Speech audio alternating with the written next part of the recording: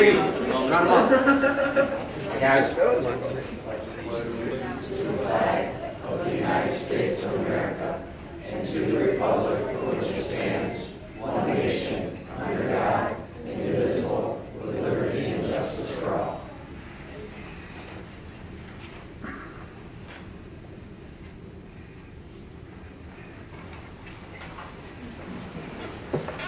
Roll call, please. Phil Blair. Here. John Heinrich. Here. Nicole Emery. Absent. William Brady. Here. Amy Glenn. Here. Jennifer Baker. Here. Janice Pasco. Here. All right, thank you. Up first, we have Mrs. Brenda Tenniswood here to join us to talk RESA budget. Good evening. Thank you so much for having me. I am very aware that I am standing between this and recognizing the wrestlers. Oh, they're all here for you, Brenda. Oh, okay. So I got 3 hours for a RESA budget update, right? Funny, go please do. So, but I'm honored to be here this evening. Thanks for a few minutes. I'd like to give you at least a high-level overview of what we believe the budget to be. Obviously, it's preliminary. We're still waiting on all the details from the state ABAC. However, having said that, as you may know, RESA has 3 distinct funds that we cannot transfer money between. So we've got our general fund, our special education funds, and our career technical education funds. And so right now, as we're looking at the general fund, if you poured over, I don't know, I think it's 70 pages of budget line items, if you poured over those, you would know probably the greatest fluctuation in the general fund. And that's because those monies are largely grant funded. So we receive a whole host of grants, everything from 31N, which is around mental health, to early childhood. So again, just want to give a couple of quick tidbits or snippets within that fund. And so obviously, mental health is a concern across St. Clair County. We have an increasing number of students at every grade that are struggling with anxiety and depression. We want to make sure that we have resources, and I am incredibly thankful for our 31N grant. That allows us to place mental health professionals in schools across the county. What I really like best about the program is it's not cookie cutter. It's not mandated. We can really work with that mental health provider to best meet the needs of the students in that particular building. Another grant is our early childhood grant, which that has exploded since 10 years ago. I think it was, virtually like $300. Now it's considerably more than that, and it goes to fund everything from GSRP, which offers families in our area free preschool, to resources and parent education, home visitors, play groups. I have to say, every board presentation we have, you put a picture of a 4-year-old on the screen, you can't top that, right? They're just amazing little human beings growing and developing. The other part of our grant is through recent grant funds in collaboration with the United Way and the Dolly Parton Imagination Library. We fund books for families, again, across the county with students ages 0 to 5. So, pop quiz, I won't make you answer out loud, but how many books over the last several years do you think we've been able to distribute to families across St. Clair County? Jeopardy, over 500,000, 553,000 and continuing. And so we know that early literacy set is so important, and getting books in the hands of families is awesome. And I don't think there's anything better than snuggling up with a child and reading aloud together. So that's our early childhood. And then maybe not as much fun, cybersecurity. That is a real huge concern. Right now, the top 2 targets for hackers, who would have thought it? Hospital data, K-12. You may be aware in recent weeks, Rochester Community Schools had to close to protect their data.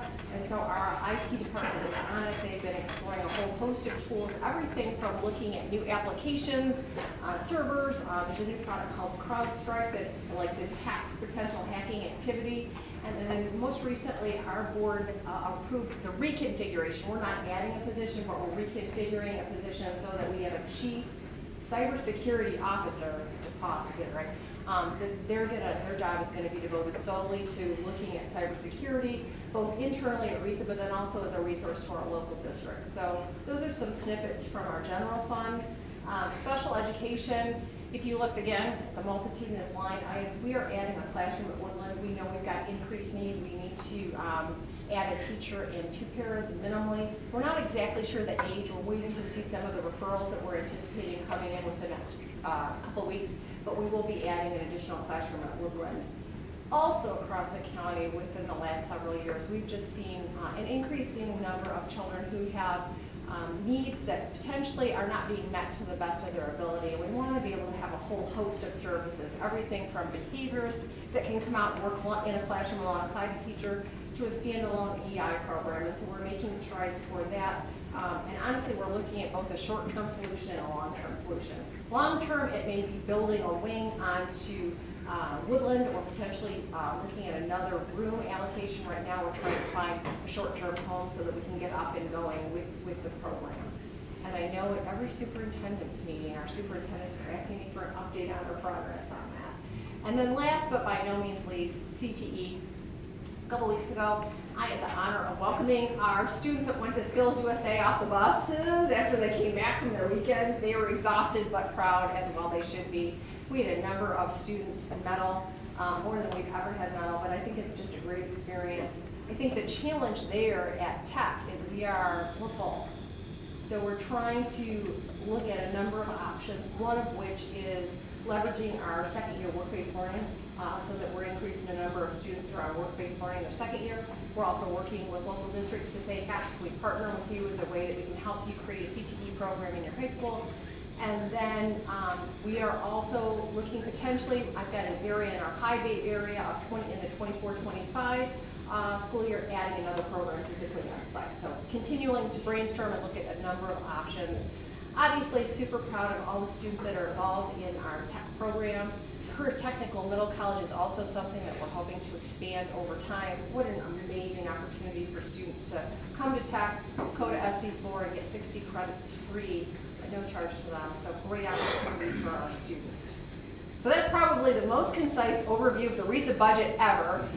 Before I open it up for questions, I would just like to say with great sincerity, I truly appreciate the relationship with Al and his leadership team. We have great collaboration.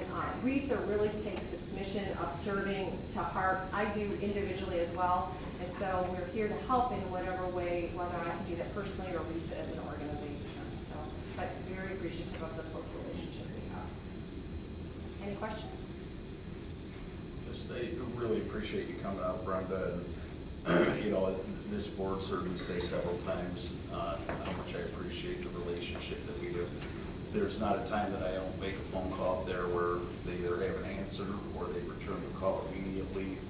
We lean on them heavily for several things, and Brenda's transition from when Kevin was in charge over there has been seamless. The services have stayed the same, and just appreciate everything you and your staff does for us. And you know, there was times years and years ago where we were concerned that they didn't know Algonac was part of St. Clair County, and I think over the last 5-10 years, I don't feel that way ever. I feel that we're right at the table on decisions being made, and certainly when services are being provided. You guys have always been very fair with us, so I truly do appreciate that as well, Brenda. Awesome. Thank you so much. Brenda, one quick, Yeah. The general fund to the growth. So do you go and get grants for all those things like your cybersecurity work that you want to do, or the mental health stuff? Is that how that works? Some of it comes to us from the state, others we actively seek, so it's a combination. Okay. With 31N, that's been something that has been coming through the State Aid Act, and given the support right now across the state, that's what I'm anticipating will continue. Cybersecurity, we are actually searching out, so we're seeking grants right now. We know not only do we have cybersecurity, but also broadband access. That's also something that is definitely on our agenda, trying to see what grants we can apply for. Thank you so much. Thank you. Yes. Good seeing you. Thank you for all you do. Thanks. All right, Al, do you want to take it here with the rest of the group? Sure do. This has become a very welcome tradition here in springtime in Algonac over the course of several years now, and always a great night for us when we get to see so many people come out here and so many people that are doing great things for the district. And this program grows and grows, and before I could have them all sit up here, and now we're probably having to look at changing venue pretty soon if we continue down the road we're going. just to get everyone in here. But just another fantastic year for not only our high school wrestlers, but also our youth program. And I'm going to turn it over to Mr. Ranger today. And just before we do that, Brian, you know, I've shared many times with you know, how much you've done for this program, and you know, now it seems like it's just you've got the machine rolling so much that it's become a tradition. So I appreciate everything you do. I appreciate that. Thank you.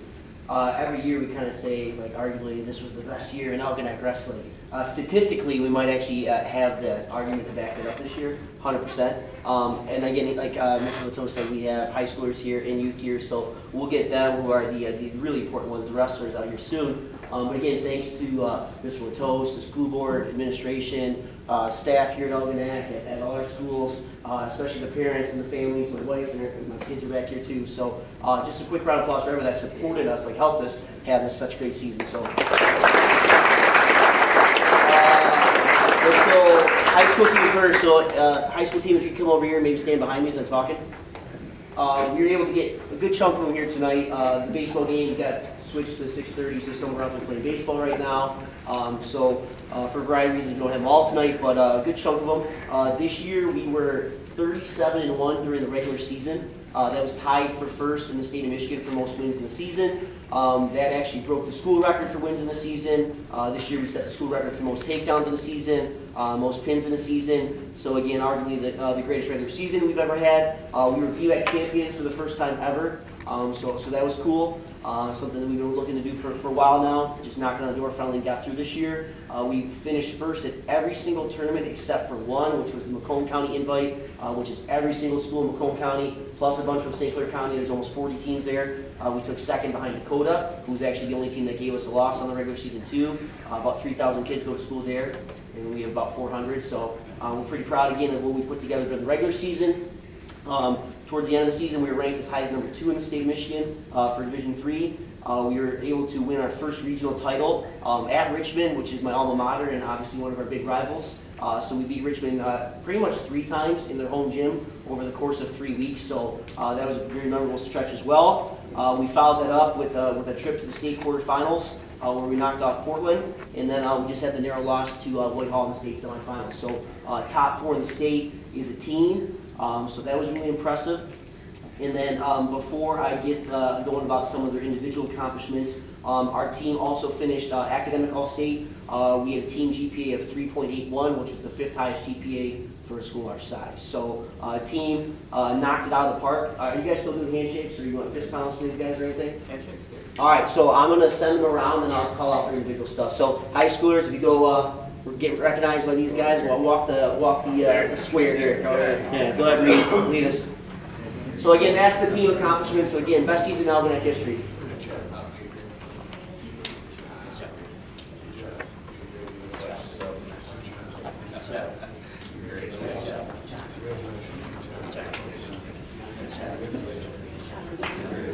And then high schoolers, come back around here, so individuals got to get recognized too.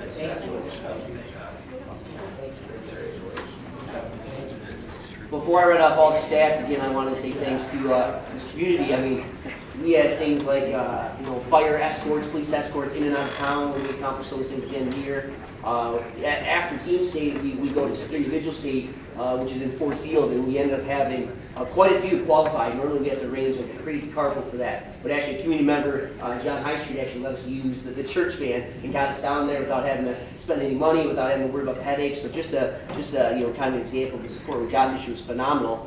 This year, making it to the state tournament, state qualifiers, so just kind of step forward as I say your name. We had junior Mark Romanowski, sophomore Steven Shannon, sophomore Alex Bright, freshman Andrew Ferrara, and senior Derek Macia. They were all state qualifiers.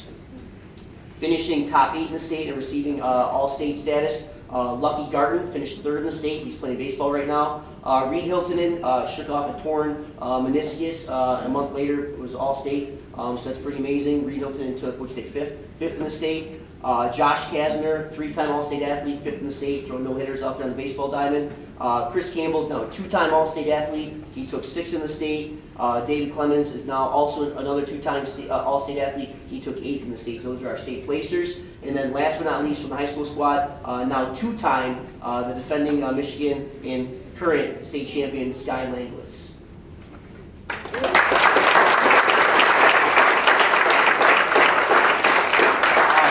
You guys can step back a little bit. The youth guys come up in front of the high schoolers, please. I didn't want the high school guys to go away completely, guys and gals, because some of them still have little siblings on the team. Some of them still come on Sundays to coach and help out. But also, all of our high school members, for the most part, came through our youth club. So they're pretty much still, attached, in my opinion. It's the same coaches. It's the same wonderful facility. So it's really amazing. Our club has grown to over 100 members in our youth wrestling club. So literally every night of the week during wrestling season, there's something going on back there, even on Fridays. So again, thanks to my coaches and the parents who always bring them up there. And then every weekend they're wrestling tournaments. We had it was also amazing is about 80 of those are Elginak students, and we have about 40 kids from other school districts that come to us for youth wrestling. So obviously that means something that they're doing or our coaching staff's doing is attractive enough for kids to drive from a half hour, sometimes even longer away, just to come to practice here. So this year we were finished, I forget the exact finish we had as a club, but we were top 10 again as a club. They don't have divisions, so it's the biggest schools, the small schools are all lumped in as one. There's about 300 clubs through the state of Michigan. I believe we finished 8th, 6th, 7th, 8th, somewhere around there. So we were a top 10 club again. We had more state placers than ever before. I used to remember off the top of my head all of these places, so I apologize if I butcher anyone's place. But if you ever go down to our wrestling room, every spring we update the record boards now, so you'll see all their names on the record board. So if I mess up your place, we'll get it right on the board. All right? All right, and then youth guys, if you're here tonight, we have certificates. High schoolers, you get all kinds of certificates coming at your banquet. So youth guys and gals, if I say your name, you do the same thing, take a lap, give everyone a handshake, and then come right back here, okay?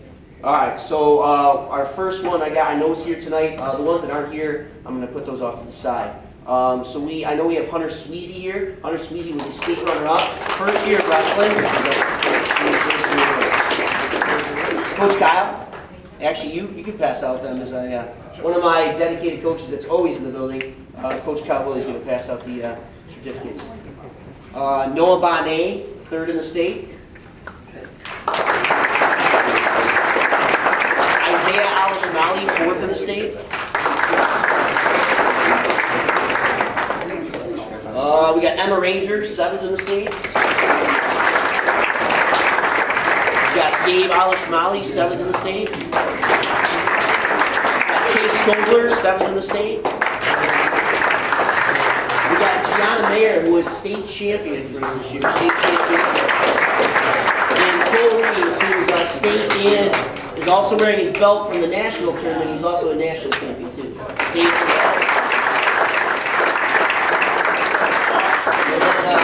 Other places we had this year, Oliver Laminin, state runner-up, Rocco Weishaupt, state runner-up, Max Fox, dad's coach of baseball right now, 3rd in the state, Vega Finn, 3rd in the state, Jackson Wiley, 3rd in the state, Knox Weishaupt, 4th in the state, Vince Finn, 5th, TJ Landrum, he's working out right now, TJ Landrum, 7th, Harper Clark took 7th, I believe, too, Grace Clark placed as well, I have to look hers up, I'm sorry, Grace, and Grace Vance took 7th in the state. So, again, the most successful year we've had on the mat in pretty much any measure you can put out there. So I appreciate you guys having us in. Thank you.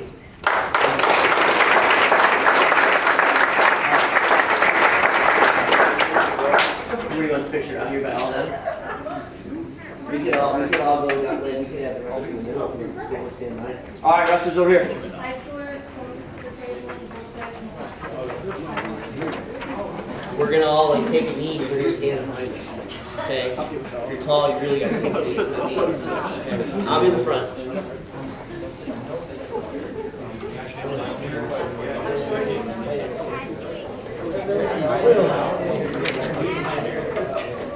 Gotta make sure they see the repeat line. I don't know. Whatever he's kind of getting in. You gotta take a knee, probably. You're 6'5". Yeah, put the blue one. He's worried about ripping his pants. His pants are say money. Money. Pizza. Pizza.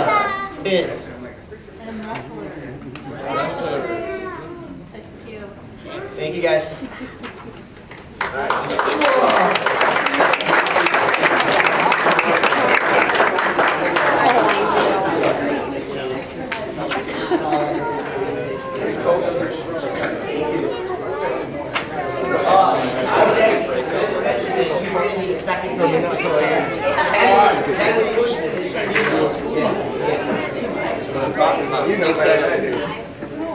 I swear I heard a little.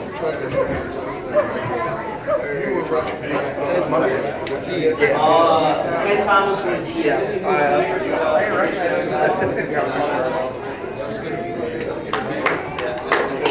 Thank you. All right, that's it.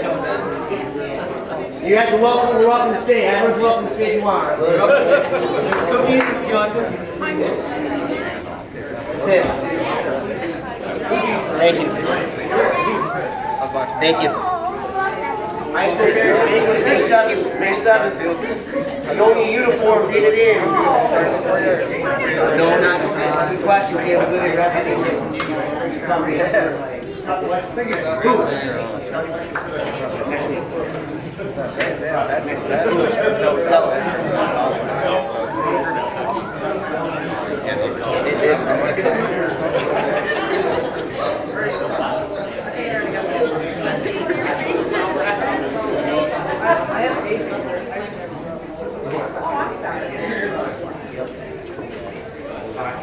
Thank you. Thanks, Jim. Anytime.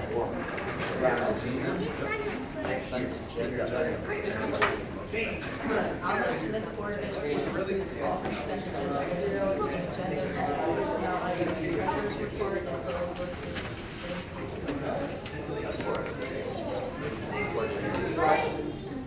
Just real quick, you see on there, Carrie Fuller requesting she's been on for quite a while.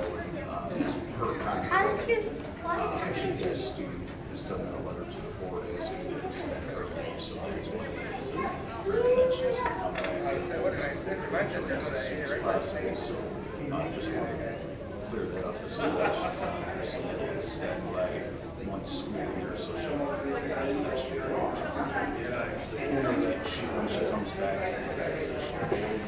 she's like in a position she's certified.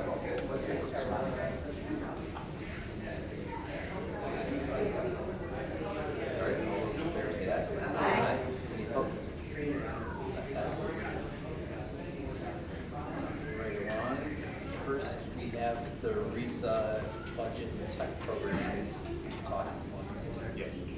Yeah, just, just that, for you guys that are new each year, they come down and present the budget, and they'll, basically, they will take action on it, and then we will vote on that, which will be next month. Really doesn't matter if we vote yes or no on it. They pass their budget, they have their budget, but, if it's something that we support, and certainly what Brenda went through tonight, I think it's pretty worthwhile, and what they do up at that level. And like I said, for those of you who lived it 10 to 15 years ago, it was not as easy to work with that group. They've done so much more for Algonac. When you see the social worker that's over at Algonquin, the reading specialist that's at Algonquin, those are all things that come from RESA, and with funding, it's very difficult to support some of those positions on our own, but certainly with their help, they're able to do that. And a lot of times it's them reaching out to us instead of me going and begging, so it's a nice relationship that we have with them. So I don't see anything that would raise a red flag as to why we would not support them. So. Kevin was instrumental in during his tenure as superintendent there to, pick up the pieces that had been kind of not put together very well for a while, and just like threw a bucket of gasoline on that fire, and included us and the folks out west, and very inclusive of all of it, and and then the superintendents we've had here during his tenure, where he, there was no adverse adversarial thing, like some, you know, it's between superintendents and the RISA from, you know, all different areas. There were times where it wasn't anything like what it's like now. It's a very county superintendents are a real close, cohesive group, and they have been for quite a few years. I mean, Kevin must have got them all in a room and sat them down and said, "Look, we're gonna do good things, so let's get with it." I know Brenda's been there with Kevin for quite a while, working directly under him. So hearing that announcement that she was going to be taking the job was pretty much a no-brainer, because she's really good at doing what she does. It's a big budget, but it all, like, we feel it in so many accounts. So many ways, yeah. And even, like, John and Bill, you guys might not realize, but we use RISA for things like RHR stuff. So they provide a lot of services to the district.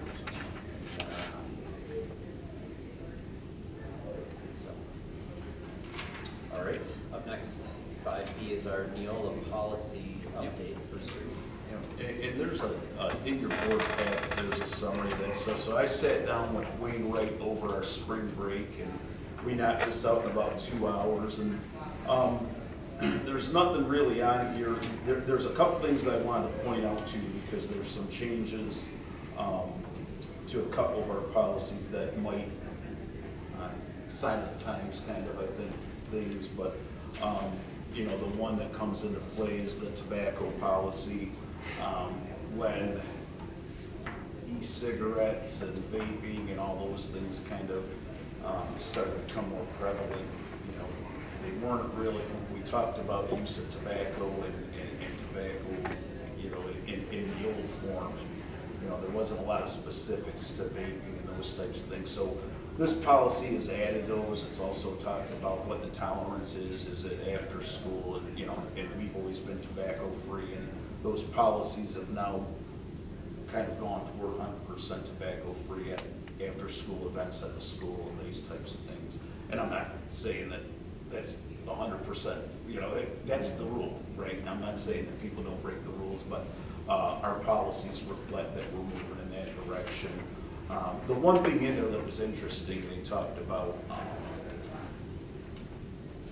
so like patches and things like that, where people are trying to cease from using this stuff, and if those are allowed on campus, and we have for like staff and parents, that's allowed.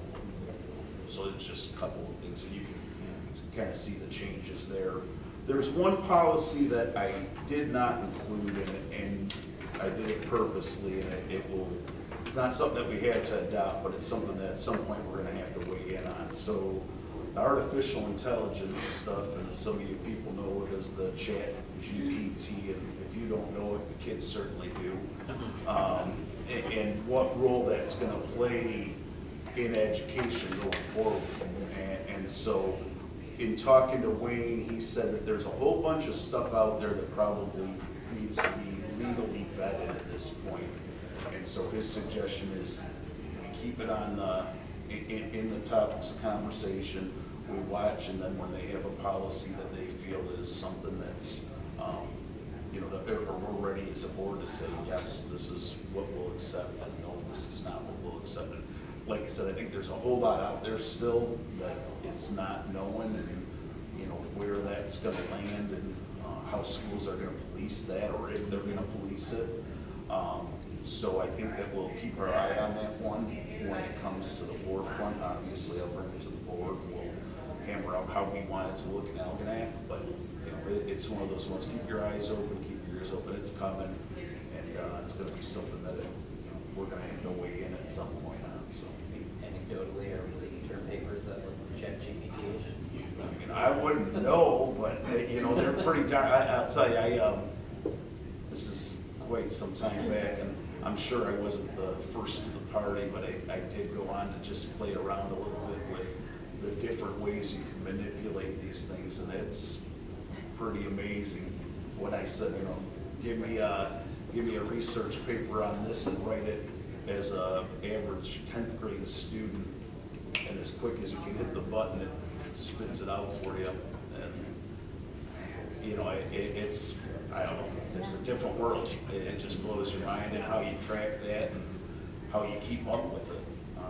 And if you think we're having problems in here, the college level, it's a real nightmare. So, yeah, so again, I don't know, you know, I mean, usually in these cases, they try to somehow use it, flip it and use it as an educational tool.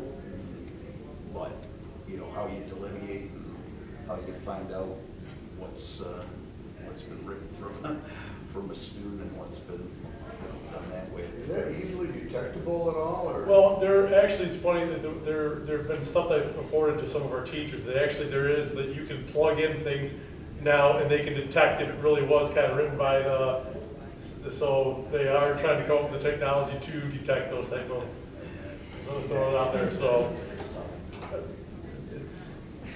I mean, I haven't had any teachers come to me yet with concerns about that yet. But it's going to happen. It's sooner than later, eventually.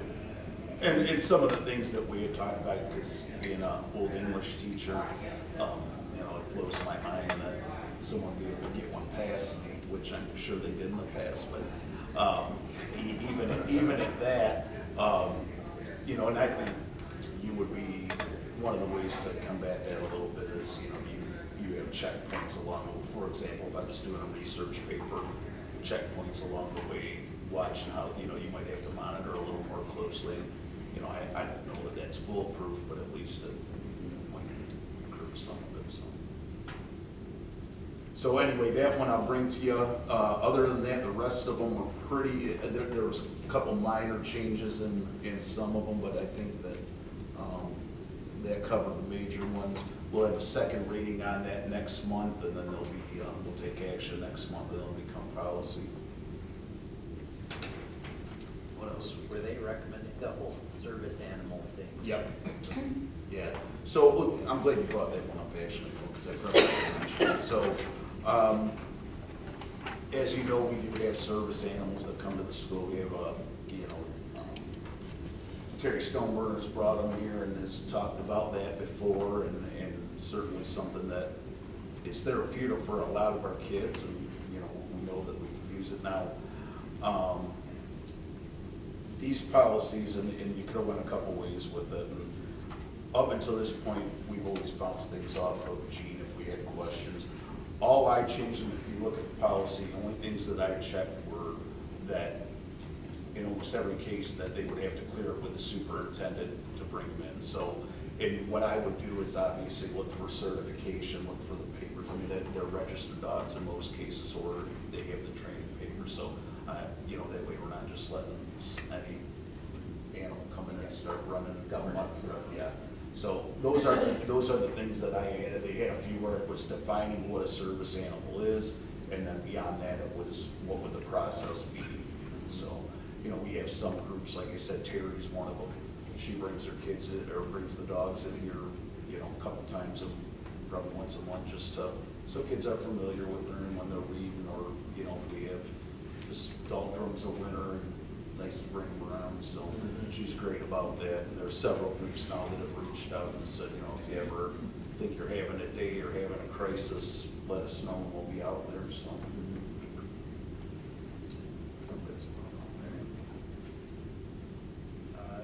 That brings us to administrative reports, Mr. Melrose. Yes, right now we're finishing up state testing.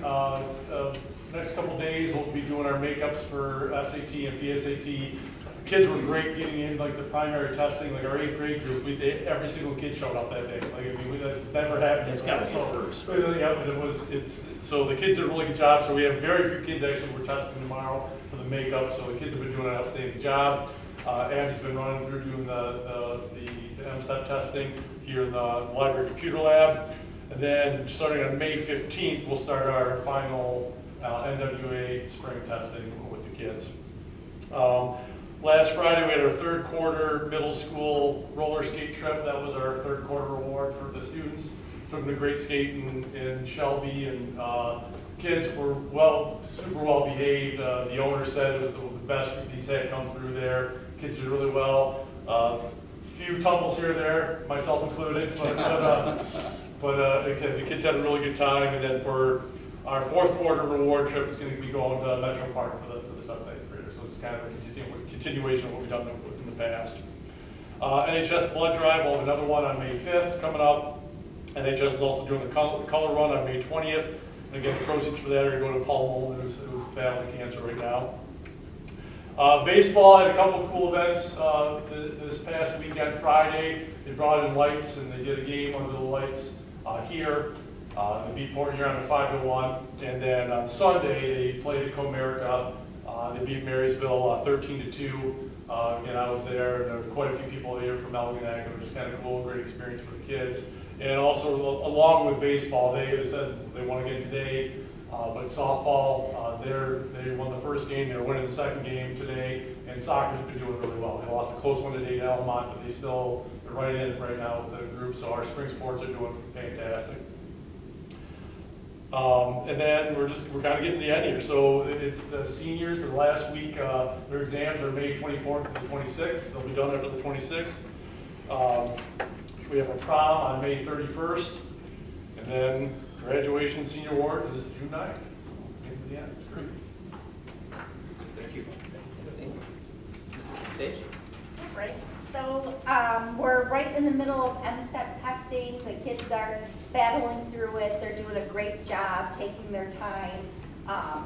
But that's translating to a lot longer than I scheduled. So we have a little bit of scheduling going on. But we do have all of our Chromebooks have the ability to also do the MSTEP test on, so that will keep us on schedule. And there's been minimal problems with the Chromebooks, so that's been good. Our PTO is putting on a spring carnival. It used to be in the fall for Halloween, but we've kind of repurposed it, and we're happy to have so many volunteers, because that's been a struggle for us for a little bit now, getting more volunteers. So we will be doing that Friday night at Algonquin. It should be fun. We also have started Run Club at Algonquin. Mr. Nutter and Mrs. Schott do this every year in the spring, and they just basically try and teach kids how to run properly, because they're kind of awkward if they really haven't had much experience with that. So it's nice also because it's at a very busy time, so the traditional sports kids are doing their thing, so it gives, you know, these other students who maybe aren't as active an opportunity to come out and not be dominated. So that's been nice. Also, Mr. LeCarey started his archery program, so we have that going on. And coming up, May 3rd, we have 2nd and 3rd grade music concert, spring music concert. Of course, Teacher Appreciation Week is the week of May, or the first week of May, and Melissa and I planned some things for our staff, and just a bunch of end of the year field trips coming up in May. Thank you. Mrs. Sanders? Well, the big thing at Millside right now is the playground.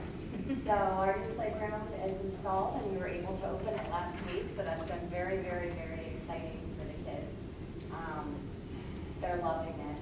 So we did a whole bunch of training on how to use it correctly, and the slides are a lot higher than the previous ones. So, but the kids are really enjoying it. This week on Thursday and Friday, we have kindergarten roundup. Currently, we're in the low 70s for numbers, so if you know any kindergartners out there, send them my way. We're also going to be talking to parents about the possibility of a Young Fives program and what that might look like here. If we have enough interest in students that would benefit from that type of a program as well. Millside's getting ready to look at transition plans for our kids, especially our special education kids that need a little bit more planning. And so we're meeting on those to get those in place. Mr. LeCarey has started his bike riding program, so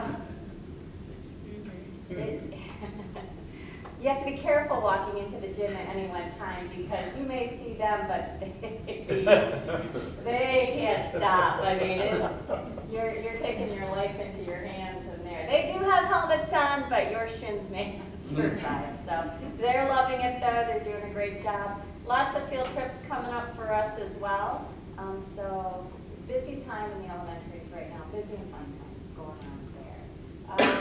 The curriculum side of it, the district improvement team met tonight, just kind of went over what's been happening and gave some feedback on what needs to move forward. We talked about the MyKIP planning periods. That's all due by June 30th, so we'll take that information and compile some tweak our goals and compile some of the goals based on the communication that we received tonight. The ELA Elementary Committee is currently meeting and going over different things. Again, this is going to go into next year as well, but they're really doing a nice job of trying to do some research and eliminate some of the programs that have already been rated high according to the Ed reports nationally. So they've taken on a steep curve, and the teachers want to look at 6 different ones and kind of eliminate from there. So they're really investing and spending a lot of time there. We have quite a few teachers doing some learning through letters training as well as book studies online. So real proud of our staff that they're continuing their learning as well. So that's a good thing. Thank you. Mrs. Gazelle. So we have Upland Hills Farm is actually coming this week Thursday. Our whole building has kind of been doing like a farm theme, so the classrooms have been turning their rooms into farms, so the kids are loving that. The preschool teachers are currently working on wrapping up reports and planning for conferences. Preschool graduation is planned for May 25th at 5 o'clock in the auditorium. And our Latchkey summer program is actually completely full. We have like a little over 70 kids signing up. So we are getting a lot of fun activities planned for them. Thank you. Thank you. Next, we have board reports, and I can kick us off. That's it's okay. Please. This isn't a super well-formed idea, but I just wanted to put it out there where everyone's feedback here, so it's very good. But just as I've been listening to the board, and there's questions, thoughts like, well, we should meet more often and talk, or we should, what are our priorities, or who's passionate about what, right, kind of type thing. And I think as I've rolled it around, I've talked to Al, I've talked to some of you, I even had a drive home with Rob one day talking to him about it. Just the thought is there's a lot of things coming together here where I think in July we normally have our meeting where we would set our annual kind of board goals and things like that, right? We've got the MyKip stuff coming together that we're going to talk about here and explain that a little bit more. We started the role that Nicole kind of helped shape and brought with that strategic planning type thing. The vision was that was all going to kind of dovetail. And what I'm leading up to is if the board's agreeable to it, that we could maybe plan something in this next month for a meetup, probably just the board. You can take a pass if you want, or we can figure that out. But just a chance for us to calibrate and get what are priorities, put it on the table, right? We don't have to go deep and solve everything, but I think if we could rally around what are the couple hot items that we think, and then if we can shape that and feed it into those things. Right? It's kind of my thought. So I love it. I'd appreciate it. And then the last thing that I've got is, so John had invited Al and I to join that event next week. He goes with community leaders. I wanted to share that with the rest of the board. On May 4th, Thursday, is the National Day of Prayer. And along with our church, the Algonac Church of Christ, the Woodside, Algonac Baptist, and the Methodist Church all come together, and we invite the whole community. Al's been there on several occasions. Already, right? We invite everybody, and then we separate it so it's like Al, what do we need to pray for the schools? What do we, and there's a lot of these things, and love to have as many as the board or even administrators to say, hey, we need to come together as a community. And you don't see this too often where the whole community comes together. And it's going to be at the Methodist Church, 7 o'clock on Thursday, May 4th, as a representation. And it's just a neat thing to see the whole community kind of come together and whatever concerns and stuff. Great. Thank you. Thank you. Anything else? Yeah. So last Wednesday, Janice and I went to MESB for the news conference, and so it was really good. There was over 70 board members, school board members from across the state, and that was the most I've ever had. So that was really good. They had a large panel discussion with some reps and some senators, which was very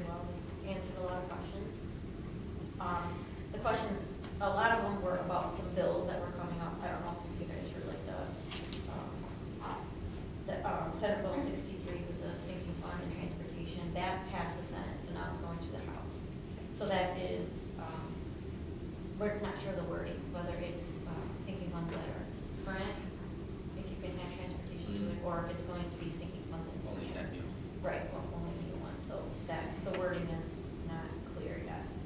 The other one that they were concerned about was the House bill. There's a 4354, and that was a lot of the collective bargaining with the teacher placement and the layoff and recall and the discipline and discharge. So those are like two really big ones that they talk about. They have not released anything. The House and Senate have not released budgets. So they hope that everything is complete by June 30th. That's our goal. Were you hearing any posturing or anything about? No, actually, it was a great day. It was very upbeat, positive, much different than last year's. Everybody was getting along. Both sides have. Both sides, yeah, it seemed like. Taking care of the kids, that's kind of nice. Yes. But the thing is that this new group that's out, a lot of them don't know the first thing about education or the way things should work through education because their specialties are in other areas. And so we need to kind of educate them on that. So I did hand over some information to Representative Hertel as far as administration and needs and wants of the schools. And Hertel's his right-hand guy, his director, he's a union guy by trade. So the collective bargaining, it would be really helpful if he was reached out to and educated on that aspect of unions and bargaining, because he would like to know, he's really interested. So. And the language on those, in some of those bills is, there's, and I think with the Democrats in charge of both chambers, they see some opportunity to push some things through and kind of repeal some of the stuff that Right to Work brought about, 10 years ago. And some of it's good, and then there's some of it that could, potentially have some problems down the road. So we're keeping a pretty close eye on it because it could affect how we do business just with our staff. Well, typically with the unions, when they think about the workforce, it's totally different from a school workforce, right? So they need to learn that. They don't know that. They don't know that. Yeah. So. And we made it clear that we're the smallest district and the smallest town that he has, but we'll have the biggest voice. So, and he was very willing to come to a board meeting, come meet us, and actually he read at Algonquin during March's meeting month, so he knows all about it. Just appreciate you guys going there and taking the time to do that. We had, they had reached out, and I also spent about 45 minutes on the phone with Jay DuBois too about things and interesting with a Republican view versus a Democratic view. But like you said, I think both parties right now have interest in helping kids, and when even started budgets, I never got the sense that either one of them, that they seem. That's why I think the actual budget process will probably go relatively smooth and hopefully pretty quickly, because they both seemed at least pretty close in the numbers that they were talking about. So, will there be any projections before they come out with it like there usually are? Yeah. We're usually hearing about that around now or in May, so that our people, the school people, can kind of have something to bring to us. Well, back a couple months ago, Andy, they were both in the range of $450 a kid, which would be a real nice significant bump. I mean, it's definitely closing that gap of, if they're saying we're underfunded by $2,000 per student, we had a nice 450 bump last year. If we were to get that again, certainly we're like I said, closing the gap, making steps in the right direction. I tend to think, I haven't heard anything that would say it's less than that. Both of them kind of were using that number. And so in my mind, I think that's where it's at. I'd like there to be a little bit more discussion to where they fine tune that, but all indications were it's pretty positive budget for education. So. And I did order, these are some cool Michigan tool. directories primaries. So it tells you everyone in the House and the Senate, and then what kind of groups that they're in, what committees that they're on. So those will be coming. They ran out, so cool. Hopefully in the next month or so, they're doing another reprint. So that way you can see, who are people, where they fall. So. Mm-hmm. Good. Awesome. Thank you. Yeah. Thank you both. Yeah. That's You're awesome. welcome. Anything else? All right, Mr. Latos. Yes, just a couple things. Melissa had mentioned that we, did our first district improvement meeting, and that's an annual one that we do each spring, and maybe just a little bit earlier this year, but it's good because as that MyKIP platform becomes the place that you enter data, we could probably use a little bit of time to formulate our goals in there, and the things that you had talked about, Phil, with the strategic planning and board goals.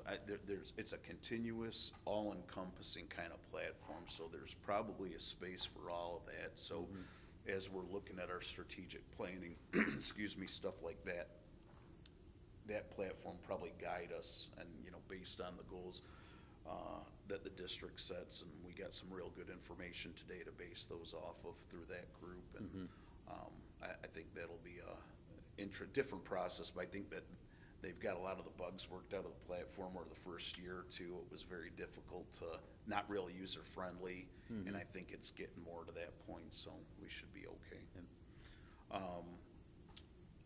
Non-homestead vote coming up, and I had shared a couple emails with you today, and I think it's important that we keep our pulse on the fact that it's we know that politically things are very volatile, maybe divided at this point.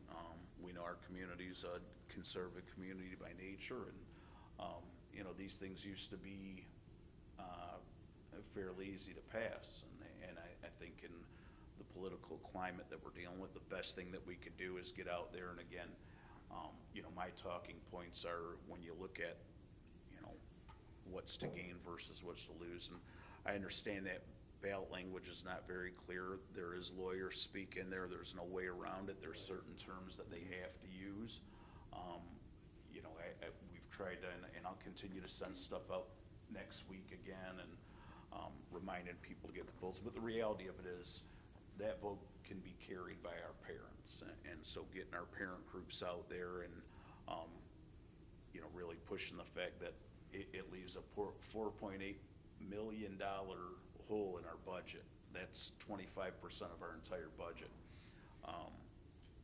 I don't even know what you cut to get to $4.8 million. I mean, I'll be 100% honest with you. And the communication I sent out to the community, I talked about, basically anything that's not nailed down and in classrooms, you're probably cutting. And you know what that's just the death spiral at that point. You lose staff, you lose kids, you lose, and so we need to really make sure that message gets out there. It's important for us, it's important for our kids, they deserve it. I encourage you to, although as a board we certainly don't want to try to tell people to vote yes or no, but I think it's important that everybody understands the repercussions and kind of knows what we're up against. So it's it's important for people to understand what the real information really is before they go off on their tangents about, well, you're doing this or you're not doing that, or how come this or how come that. That's not even anything about what it is. I mean, and the smartest thing, wishful thinking would be if the legislature could tweak Proposal A and make it so that we don't have to have those elections. It just happens, because I don't know, I'd be interested to see the statistics on how many districts don't get it passed. And the number's probably going to be like less than you can count on one hand. And how much money have all these school districts over these years spent on these elections? Anywhere from $4,000 or your portion of an election where other people are in it to this is the only thing on it, and it's costing us $15,000. It's $15,000. Now you have to do this every few years. Since 1994, how much money is that that not just Algonac, all the school districts in the state have to do, that's a huge deal that needs to be fixed, you know? Yeah, and it's, you know, when I look back at November results and, you know, like I said, these used to be slam dunks, for lack of better terms. There's a lot of them that went down across the state, and you know, you can run it back out there, but at some point it's going to come. The tank's going to be empty, so to speak. In which case, you know, that's when And the money's being spent properly. It's not even as if it's misappropriated or 100%. anything. So there's really. Yep. 100%. It should be a no-brainer. One of the most important, one of the best things we did that I seen this time around was putting the information out to the public. It's in my facility, and I was very surprised on how many people were asking questions, and they went to the flyer, handed them a flyer, picked up the flyer.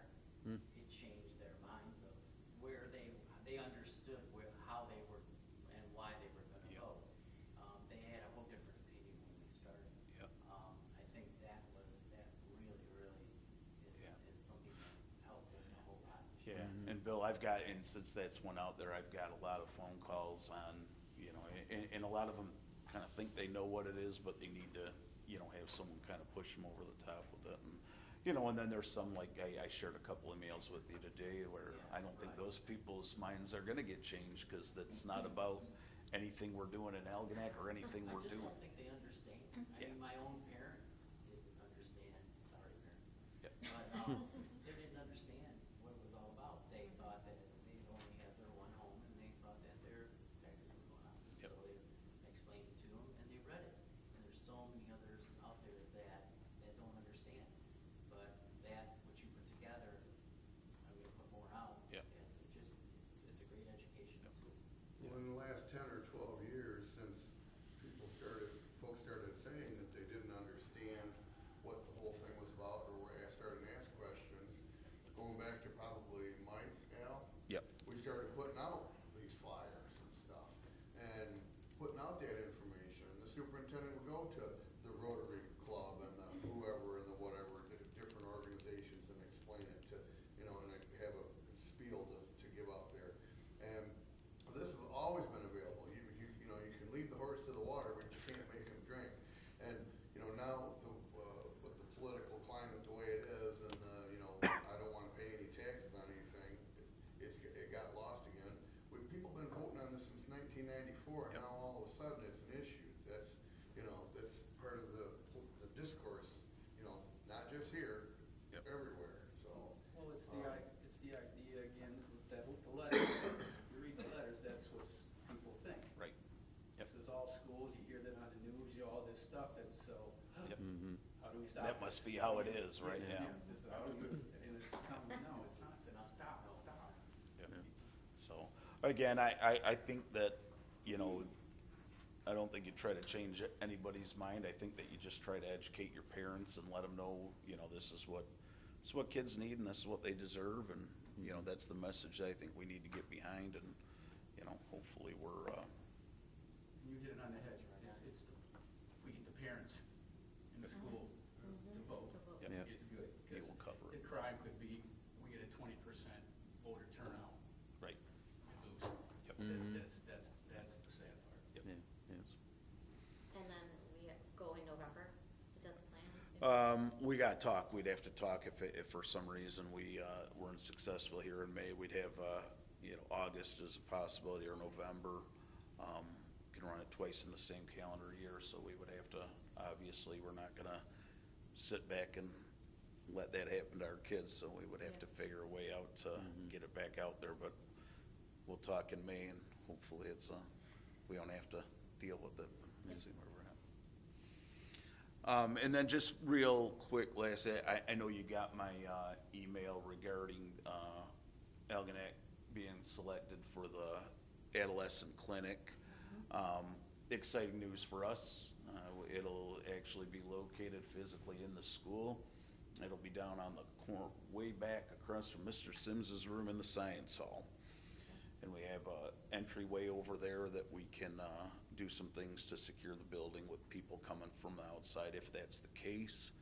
Got a little construction to do in that room that we're, the health department's coming down next Tuesday, and Evan and I are gonna walk through with them and just kinda talk about what we need to do. And it's pretty basic. They've already visited the site. They've already looked at what we have, and for us, it's gonna be pretty much putting a temporary wall up, a couple temporary walls, I think, and, you know, we're hooked up down there for computer and that type of stuff. There's a phone down there. We've got a little bit of work to do on it, but pretty exciting. Health department's super excited. They want to kick off at the end of September, and so I'm hoping that we're ready to go. I think we'll be fine on our end. It's just, and so you know, because I saw this or heard about this out there, that this is somehow we're paying for it, or there's kickbacks coming for it. This is completely funded by the health department. The renovations that we make are on us to get the room ready. The salary, the benefits, everything that's involved, the materials, everything is from the grant, from the health department. We don't pay for the employee, we don't pay for the tech, they bring their own technology in it. So it's the same arrangement that we had with Ms. D down there, which has been a great service with the social work. I don't know if they're gonna move her down there with them, or they're gonna leave her over here. She kinda likes her office over here, so it might stay there, but it's been a great service. This will be a great service. It's not only for the kids here, it's for kids down at the elementary level that can come up here. You know, things like sports physicals that we always, you know, had to go out for, they can go right there and do it. You know, just minor things, flus and things like that. I don't see any negative side to it. The cost to the district, like I said, is probably putting up a couple walls. And so, you know, I asked them, what's the longevity? How long will we have it? They said, well, the one in Port Huron's been there for, I think, 15 years, and they said the funding always seems to be there for it once you get it up and running. So we'll take it while we can get it. Yeah. Definitely. That's it. So is it going to be an MD, a nurse practitioner? Do we know what is going to be? I don't know exactly. Okay. I don't know. Which brings me to my next point. They will be here next month to present and answer all those kind of questions that you have. Because I asked them a bunch of that stuff, and they said, why don't we just come down and visit you? I said, how's May work? They said, at our May meeting, they will be here to, any questions you have, you bring to them. They'll have them for you. I think that's it. Very good. All right. Thank you, sir. Thank you. Any visitor requests? Yes, we do. We have two. First one is Terry Boyd. The topic is top 10 senior selection. Mrs. Boyd, if you want to come to the podium, that would be great. And we try to leave our 5-minute minimum. Okay, no problem. Thank you guys for listening to me and having me here today. I really appreciate everything you guys do. It doesn't go over well. My name is Terry. I have a daughter here that is a senior, and I have a son in the junior high who's in 8th grade.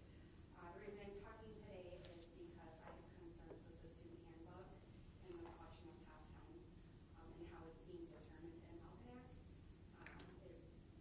The student handbook states that we use the collegiate system for summa cum laude, which is a 3.67 to a 4.0 GPA in order to be considered for top 10. It has been brought to my attention that we are using weighted GPAs to allow students to obtain summa cum laude status, which, if that is the case, when we are using weighted GPAs, the handbook should state 3.67 to 5.0, because a 4.0 is an unweighted GPA. A lot of students are going overlooked that have put in a lot of hard work. They're not getting the recognition, and some students are getting recognition that do not deserve it. It's a big thing, especially when, you know, we've raised these kids to be super involved in school, also take on, you know, additional IB courses, grade point averages, and then they get overlooked at the very end. So the only thing that I have found as a parent that I have ever had to go off of is my daughter's official high school transcript, which still states she is ranked 7 out of 10 in her class, and I was told that she is a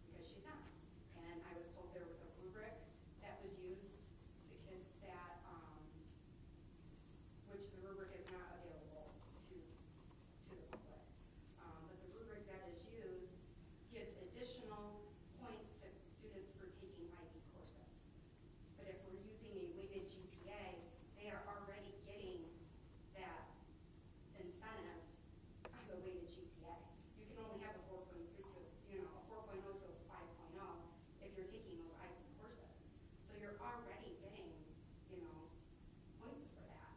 Then we're gonna go and give them additional points per IB class that they take. It's double dipping.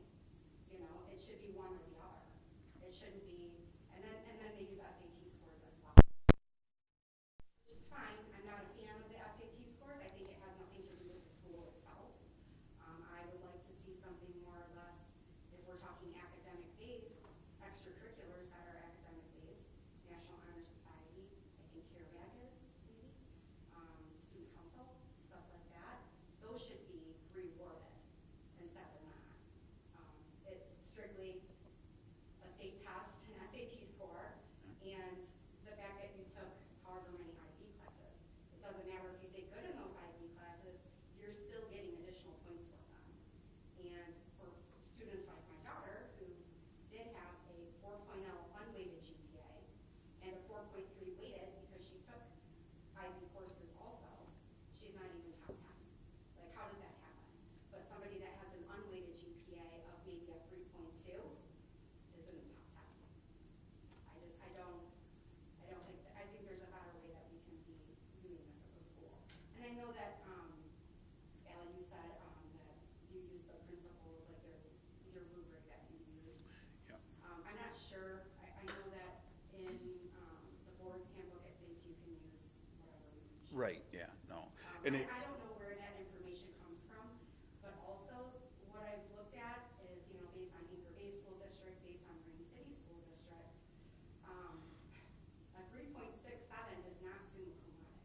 I mean, I know a lot of people in here have educations and degrees, and you can Google search it. A summa cum laude status is a 3.9 to a 4.0. That is summa cum laude. I do not understand why Algonac has dropped the bar so low and said that a 3.67 is a summa cum laude status, but it's not. It's not. Those are not your top students. At a 3.67, they're not your top. IB or non-IB. I mean, even if they didn't take a single IB course, the fact that a student is 4.0, that is a summa cum laude student. It is. No, and I appreciate, you know, Terry, I you know, sent you an email back, and I do, you know, that this is the first time in quite some time that somebody's, you know, talked about the way we've used that system now for several years. Doesn't mean that we don't need to look at it. I certainly would be open to it, and, you know, for us, it's a decision of, you know, maybe it's our administration looking at it and saying, is this producing, are we getting the top 10 that we want? Is it consistent? Are we in the ballpark on this? And, you know, maybe there are some tweaks that we need to take a look at, and I certainly think it's always good to look at all your practices, and I'm not in disagreement with it all. Like I said, sometimes you have to have someone bring it to you to, you know, bring it to light, and, you know, in Tori's case, she's, you know, I mean, it's everything you'd want as a student. It's not, you know, and, you know, if you had your top 5, whoever was number 6 is, you know, gonna look and say, man, it was right there. And, you know, that's the hard part, because there's such a razor thin margin of what's between 10 and 11 or what's between 5 and 6, and it really is difficult, and it comes down to, in a lot of times, 0.01 point of a difference. And so, you know, your questions and concerns is something that we certainly, I will definitely look at, and I know as the board, you know, something that we would bring to you, and if it's something that you know, we think we have to tweak, well, maybe we need to start looking at it. So. Seem like very reasonable points. Yep. Thank you. It was explained to me in great detail by your daughter, and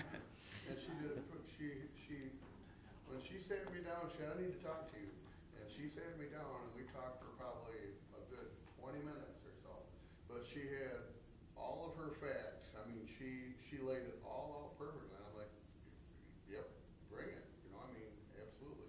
By the way, my mom's a lot more upset about it than I am. Well, it was just, you know, when you see somebody, you know, and it is your child, put in that hard work and balance, you know, the 6 extracurriculars and do what she thinks. And the only information we've had is an education on the subject is what is in front of us, what is on her transcript, and then to get kind of like when she years, I'm not even top 10, I'm like, what's going on, you know, so, Yeah. you know, as a parent, you look into it then. Understand. Up until then, I was like, Well, I appreciate that, and like I said, I can assure you that it will be looked at, and, you know, we should be reviewing that stuff periodically anyway, so thank you. And thanks. Thank you, thank you. and I don't just say that. Next is Robert Mitchell. What are the 3 priorities facing Algonac schools?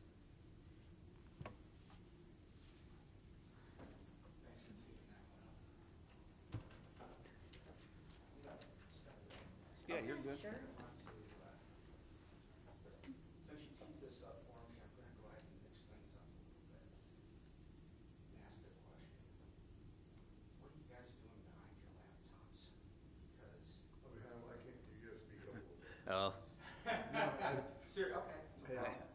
I'll even come on over here just a little bit closer. Okay. I'm asking, what are you guys doing behind your laptops? Because what that shows me continuously throughout this entire meeting is a barrier between you and the community. I'm reading the meeting. In case you wanted to know, I'm not playing cards. Most of you are either writing, I saw a few, but I just want to let you know that it's a barrier. And you say, well, Robert, why do you come up with this? Last month I couldn't be here, I apologize, because I like to show up at these meetings. But I was at a workout with about 20 people, and on the second day, everybody sat there, including myself. And they took somebody off to the side, took notes, and watched. And I watched a number of you tune out. Whether you consciously realize you tuned out or not, you tuned out at various points during the conversations, whether that was any one of you speaking or anybody else speaking. We naturally use this as a barrier, and we have an ability to tune out. So my challenge is to put the laptop lids down where possible. Yeah, the one to clarify, like Andy was saying, we have a lot of, like, all the documents that we're reviewing as we're talking through, like the budgets and this and that is all kind of in here, so it's Command Central a little bit, but it's good. Like this agenda was 369 pages, so to. Yeah, but you weren't going to read 369 pages while you're here. You only get us for a few moments. Yeah, that's good. Good feedback. Thank you. So, That's why I have a small one. And I'm tall. It I helps. appreciate that. You know, whatever. Setting that aside for a minute, priorities. I am curious, and Phil and I had a great conversation on priorities a couple of weeks ago. I think Doc and I had a conversation on priorities, and there's others I've had this conversation with. I hear a ton of things with 2 kids in the high school and all their friends that stop by, come by, the parents. I hear a lot of the shenanigans that go on behind the scenes. That's noise. It really is. What I really want to understand is, what are your top 3 priorities? What are yours? What are yours? What are yours around the table? I don't think they match at this particular moment. To your point right there is, we need to figure it out. And I say 3 because it always comes in 3s. That's the power, whether it's geometry, the triangle, or it's something as simple as something I follow in my family. Mind, body, spirit. And Doc and I have talked about this many times. Everything else takes care of itself. People can recognize and resonate around 3 items. You get beyond that, you lose focus. So I'm really curious. We don't have to answer this today, but since you guys are going to be talking about it, I'll give you my 3. My 3 are quite simple. Safety and a nurturing environment. And that's not just for our students, that's for our teachers and our administration as well. There's plenty of things going on behind the scenes there that we need to take safety very seriously. We may be a small community, but we're not immune to this problem. Second one is curriculum. I get my daughter and my son to come home, and I talk to other kids, hear about what they're learning or the lack of what they're learning or the inconsistency of what they're learning. We need a common curriculum that everybody's marching to. I need to know that my kids are learning something. And to your point, that chat GPT is going to be a problem in our side for years to come. The third one is financials. Al, you and I talked about financials both here and in your office. We've got to make sure we're financially solvent. Andy, thank you for taking on getting that 18%, right? We've got to get that through. But it's the financials beyond that too. How are we paying for all these things that we need to take care of? So those are the three things that come to mind that are most personal to me. So after you guys come together, I hope you come together and come away with a common three. And if it's more a strategy for tackling more than three, I know what was that, in December? I must have brought 20 items to Al's desk. Yeah. Al sat there and listened to me for 2.5 hours, and I know he was exhausted when I was done with him. Can't tackle them all. So, thank you for listening to me, and I hope to hear great things out of your priority session. Thank you. Thank you. Thanks, Rob. Thanks, Rob. Thank you. All right. Action items. First up, and before we jump in with a motion, let's just talk through this one. This was in regards to the social media lawsuit, right? That has been brought to, and maybe you can fill us in a little bit. Like, so, really... and if you took a look at what I had sent you, it came from Troon, who is our basically our legal advisors on things like this. And back last year, well, it actually dates back a couple years ago, they did what really kind of amounts to a class action lawsuit against, at the time it's Juul, which is the vaping group or the vaping company. And the company, or the people that brought up the lawsuit basically asked public schools to get on board with the idea that how much time through administration, through disciplining, have you spent on this product? And are the makers part of the problem? Are they negligent? Are they doing too much to promote to teens? And is that become a problem at your school? And so they started this kind of class action lawsuit, which they won. And basically what happened is this company, or I should say this law firm, took 25% of the take.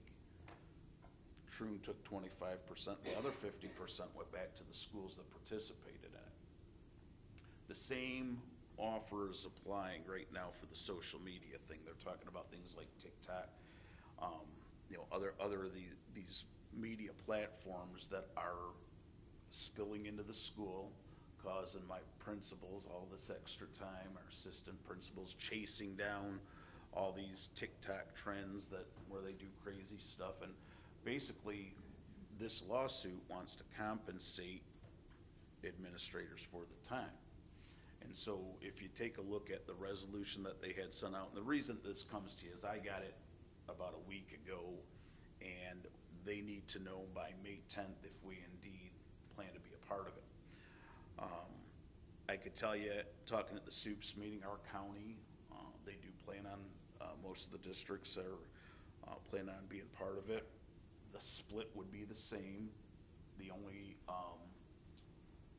barrier for the district is we would need to go back into our student information system, our discipline records, and give an approximate of how many hours we have spent on dealing with these things and disciplining.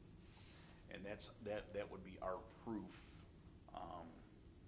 as to that it's been an inconvenience and that type of stuff. So this resolution, I am bringing it to you because it's an opportunity for our school to be compensated for some of this stuff that we've had to do. I'm not telling you I'm for or against it. I'm just telling you that There's an opportunity for Algonac Community Schools to be part of this. You guys have read exactly what I have. There's a resolution tonight that we can agree that we want to be part of this, in which case we're just going to join in with several throughout the state. Couldn't tell you how much it's going to cost or how much it's going to bring in if we were to win. I can tell you this much. I was talking to a school district that was our size that took place in the Jewel one, and their take was $31,000 to the district after the settlement was done. So I just, like I said, I provide it for you guys to discuss and decide if we want to do it. If we do, I will certainly send this information along to them, the resolution, and we would enter in as a participant in the lawsuit. My question, that would go to you, because, like you said, you got a show. How hard would that be? I mean, do we have the records of that? I mean, that would be, because a lot of times, when you have an offense of something of that nature, when you're pulling it from the social media, whether it be Instagram or any of those things like that, it would a lot of times to be dependent upon what the incident was. So that could be listed as harassment. It could be listed, like, all these different things could be in there. So that would be really tricky to be able to pull all that from Skyward to figure out. That would be pretty time consuming to figure that out. It just. My question to you, that I was going to ask before John did, does that put more stress on the staff? You have to feel like you have police more in order to provide more information for this. If, like I said, it would be, again, it would be beneficial to know this ahead of time, because then you could tag it as one thing on there, and then you have that, then it'd be simple, easy to do the search on Skyward for that. To go retroactively like there, we'd have to go through, comb through all of our discipline to figure out. And how hard, like you said, it would needs compensate something for that. different, to the point where I don't know Right.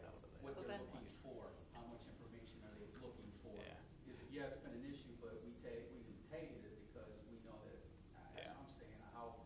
I think it sounds to me like, so I asked this very question to the local and said, so how long did this take you to extract this information? And you know, that one's a little easier because with the Jewel, it's easy. Yeah, make it easy. That one's easy. So that, you know, but I don't think they're looking for an exact number. I think what they're looking for is a pretty good guess as to how much, you know. I mean, obviously they're not gonna come back and look at every single incident and determine if it was social media related or not, but I think what they want to know is, yeah, we had a significant amount. We maybe dealt with approximately this many interests. So. Because they're going to use all schools. Yep. Yes, Decision. exactly. I didn't want to go, so I can go hire somebody to work 100 hours a week to figure this out. I don't know if it's just something that you could, there it is. Yeah, I don't think it's quite that easy. I think, No. Yep. No. But like the whole thing and the decision would be based. Yep. Something I'm struggling with a little is just, it's fuzzy. They've named, what, 4 or 5 different social media platforms, all different companies, and then they say other ones. Like, so who are they suing? And then friends, like there's a California group driving it, but then Troon's got a role, and like, it's just, I don't know, it's fuzzy as to who's suing whom. Right. And so the best I understand it, Bill, is it's Franz on behalf of public schools. Troon's role is basically we're out putting out the message to each, you know, at least in Michigan, right? To their customers. Yeah, to their customers or to the, yeah, and so. Turn into a class action or something. Basically, And now people are doing yep. the same thing, you know, turn into a class action. Mm-hmm. I think that's what they're looking at, so. Yeah. I'll make a motion that the board adopts the resolution as attached, and a copy will be with the minutes, as presented, and a copy with the minutes.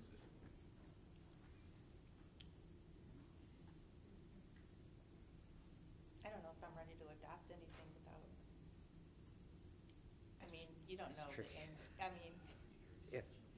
I don't think. Like I said, that's why I put it on there. I'm really just I'm whatever more the or less- board tells me on Yeah. this one. I'm not. I get at first go, well, it's a no-brainer. Yeah. Right. Because, hey, we can win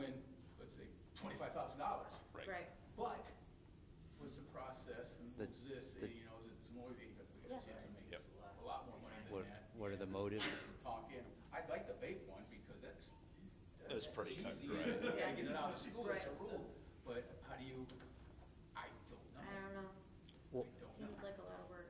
I got better things to do in the spring, so I'm okay with us not doing it. it wouldn't cost us anything. Well, What's it the, would cost him How- time. However much, yeah. Yeah, there's no money We would involved. probably We just, wouldn't be putting out legal fees or anything with Right. that point. no. what drives the timeline? Like, they gave you a week. Yeah. So for us to decide we want to participate in a lawsuit, and that's where I struggle of, Yeah. I don't know, I don't Right. sue people Well, that fast. Yeah, no, and so yeah, no, yeah, I agree. I think it was it's been something that they've been talking about. I just officially got that from Troon within the last couple of weeks, so I think it's been out there. I don't know that they ever, I think that was just kind of the hit go button. Now they've decided that they're gonna push through with it. I think it was probably resonating before the Jewel one, and then I think they saw the result of the Jewel one and said, okay, here's the next one. So- Well, and the key working word in the phrase, and Al has said this word a couple of different times, is true. We pay these people. We have them on retainer. Yep. They help us with real estate stuff, legal stuff, this kind of stuff, federal court cases. I mean, they're not cheap. They're not doing traffic tickets. They're doing high ticket things. And I don't recall ever having any trepidation if they tell us, hey, this is a good thing. So your it's a trust good is thing. there, you're So comfortable. I have a hard time. But I don't know wanting to that, doubt, yeah. you know, just, It you know. seems to me that they were more introducing it. I don't know that they're, Because they In offered favor- for they don't France know to if they're in come favor present. either, just I think giving that us they're information. partnered in it, and I know they'll get a cut out of it. And so I think that they were, you know, it's an offer to every school in Michigan, basically, I think, so. And for the record, I think it's incredibly important. I mean, it's a problem. Oh, right? Oh, yeah. don't disagree. This is I don't disagree. So a chance to do something good is worth a lot too. Is it time bound to the point, like what if we said, we need more time and we could ask France, because they offered to have France come and present to us. Yeah. Is it worth, we do more homework and? Certainly can sign reach up out and later, ask or- if that timeline's, you know, a dead set solid one. is it? They Yeah. have May 10th is, you know, when they want us to commit by. So But if I they don't want- know. I mean, they'll take us at any time if they want numbers and data. They might. Maybe. I can certainly try to find out. Yeah. I'd do Yes, that. please. Worst case, we have to have a special meeting on it. If Vote indeed, it in. if indeed we think we want to go that way, yeah. Yeah. And they have to have it by May 10th. We would just have That's Or we a what- could, special. we could argue, like, if it's that important to them, then Yeah. we could join it at any time. I don't mind reaching out, see what information I could get. There's no Yep. harm in doing that. They say May 10th in the Yep. letter, so. Yep. So I will, I'll reach out this week, see what I can find out. One other thought to share, because Al, you made a comment. I was talking to Al this morning and mentioned that, like, there's this thought of, well, but there's so much here, so us suing them, but parents have a role, and our educators have a role, and the district administrators have a role. Like, what are we doing? Like, if it's important, there's probably other things we can and should be doing as well, perhaps. And you had made a suggestion, like, well, if we do go down this path and we get funding out of it, you know, we could use it for, you know, to help further education or Right. combat, right? So That's a great point. that's an upside Yep. there too. That's a great point. Right. Okay. I will, like I said, if you guys want, I will do that, and I can just send out an email to you, let you know, or give you a call, let you know what I can find out. I'll do it within the next week here. Yeah. Okay. I'm good with that. No withdrawal. Okay. All right. Parking lot driveway replacement project. Would anyone like to make a motion on that one? I'll make a motion that as part of the district's parking lot and driveway replacement project for summer of 2024, IDI, the district's architect engineering partner, needs to gather site survey and geotechnical data in order to develop necessary documents for the RFP. IDI sought bids on behalf of the district for these services. Support.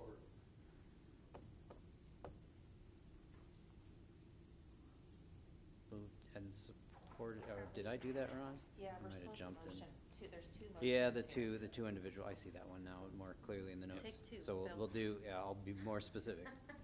The first one, suggest a motion that the board approve to award the Algonac Junior Senior High School and Point Trumbull Early Childhood Center paving project bid for a geotechnical investigation to low bidder McDowell and Associates in the amount of $7,950.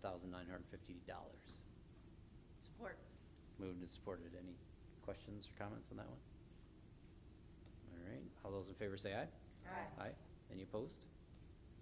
All right, so now correctly, item 7B2 for the surveying services. Would anyone like to make a motion? Motion to request the board approval to award the Algonac Junior Senior High School and Point Trumbull Early Childhood Center paving project bid for surveying services to low bidders Spalding to Decker in the amount of $29,750. Support. Moved and supported. Any questions? All right, hearing none. All those in favor say aye. Aye. Aye. Any opposed?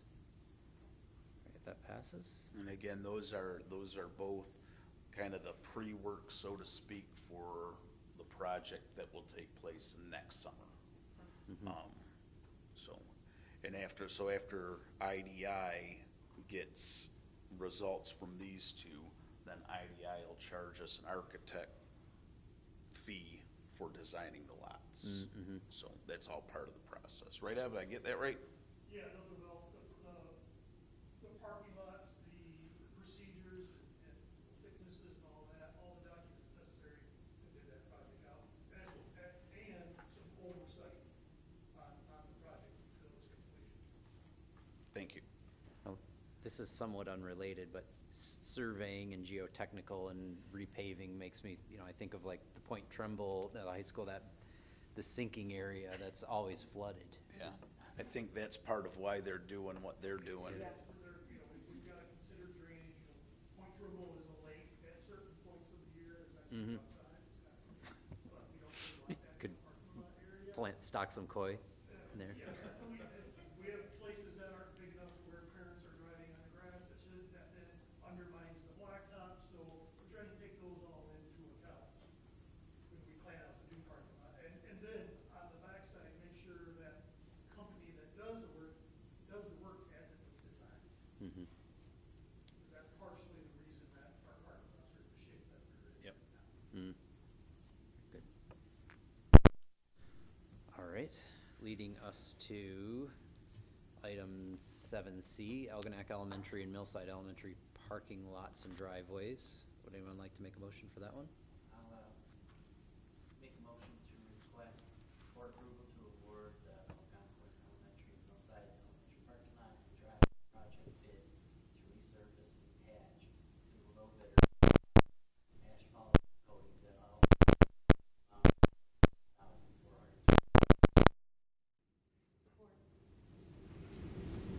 Moved and supported. Any questions? Just a couple things on that. Those are the parking lots over on the side, Algonquin and Millside.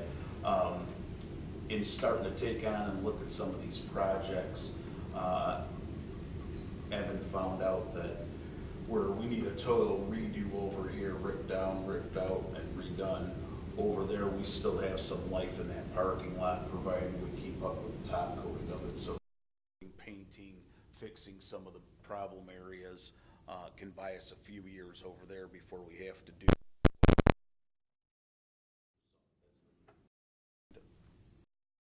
And I see we had several bids.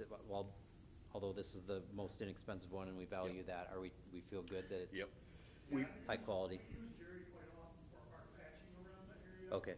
He's a local contractor. He's always gone out of his way to do a good job for us. And we're trying to save that parking lot before it becomes this. Mm-hmm. And top coating is something that we should have been doing every 3 to 5 years on these parking lots to stop their deterioration. Yeah, but pretty comfortable with him, and Evan's worked with him in the past. So. I know him real well. Really up and up guy, and he makes sure the job's done. Good. Good. Excellent. All right. All those in favor say aye. Aye. Any opposed? That passes. And is the building sign motion? Board approval to award Millside signs for Millside Elementary, 35,000. Point Trumbull Early Childhood Center, 200 LED sign purchases to the low bidder, Cito Industries Inc. LED signs. Moved and supported. Any questions? Yeah, so this is like the sign we have at, what's Algonquin has a sign. Yep. And I see where Millside could use a sign. Yeah. We got the. Yeah, I know, in the we always talk letters. that at the church, the sixties always make us gotta go out there in the winter, put those letters in there, and I understand it. That's the one. I'm all for Millside, I think that's tremendous. Yep. As far as Point Trumbull, it's daycare. I mean, is it something you said, well, yeah, that would be so great to advertise or whatever? We do change up the wording and everything out there to promote like our preschool and when summer program is beginning, registration, open registration for classrooms and things. Because I'd rather, you know, I don't like the one that's here, because nobody sees it. Yeah. It's really beneficial because the kids, sometimes the parents are waiting for the kids to finish and everything, and you're sitting in your car. Like you said, like that one isn't very accessible when your parents are picking up, but at her building, it definitely is. And you know, John, that's one of those ones too, you know, like, those generally are the parents that have the most questions because they're brand new to this school thing. And so, you know, the more that we could put up, even if it states like, you know, again, it's a registration and summer programming begins and contact so-and-so. And they're always waiting there because, you know, they got the little ones. So I just think it's a good service for the people out there and it could use it. Yeah. We'll put it to good use. Okay. All those in favor say aye. Aye. Any opposed? That passes. With that, I would like to make a motion to go into closed session at 9:45. 8:45. Thank you. Oh. Sorry. For some reason, this goes into Central Time Zone. My bad. 8:45, for purposes of negotiations. You need help. Yeah, I supported, yeah, I'm sorry. When you said 9:45, I was like, All in favor say aye. Aye. Any opposed?